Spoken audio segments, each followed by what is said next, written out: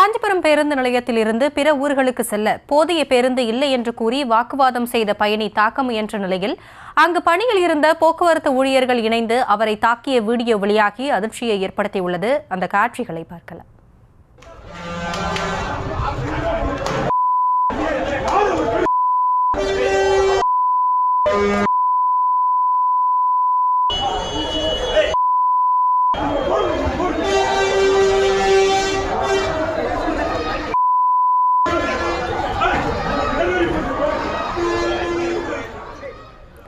இதுகுறித்த விவரங்களோடு இணைகிறார் நம்முடைய செய்தியாளர் துரை வெங்கடேசன். அங்கு நடந்தது என்ன, முழு விவரங்கள்?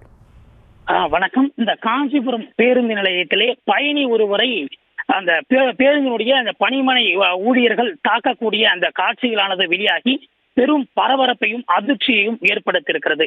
காஞ்சிபுரம் பேருந்து நிலையத்திலிருந்து தினந்தோறும் ஆயிரக்கணக்கான பயணிகள் வெளி மாவட்டங்களுக்கும் மாநிலங்களுக்கும் பயணித்து வருகிறார்கள்.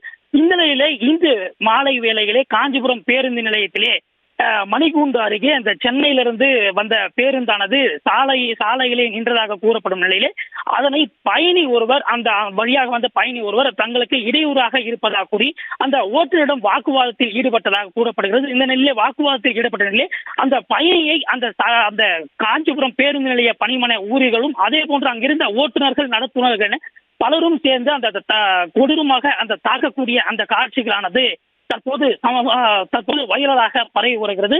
அரசு ஊழியர்கள் அந்த பணிமனை அந்த பயணியை தாக்கக்கூடிய அந்த காட்சிகளானது தற்போது வெளியாகி ஒரு பேசும் பொருளாகவும் மாறி இருக்கிறது.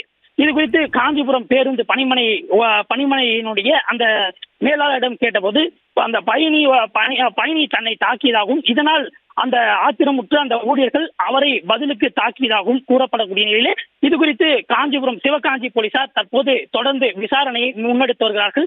இது குறித்து பயணி காஞ்சிபுரம் அரசு மருத்துவமனையிலே அனுமதிக்கப்பட்டிருக்கிறாரா என்பது குறித்தும் தற்போது போலீசார் தீவிரமாக அந்த சோதனையை அந்த விவரங்களை கேட்டறிந்து வருகின்றனர்.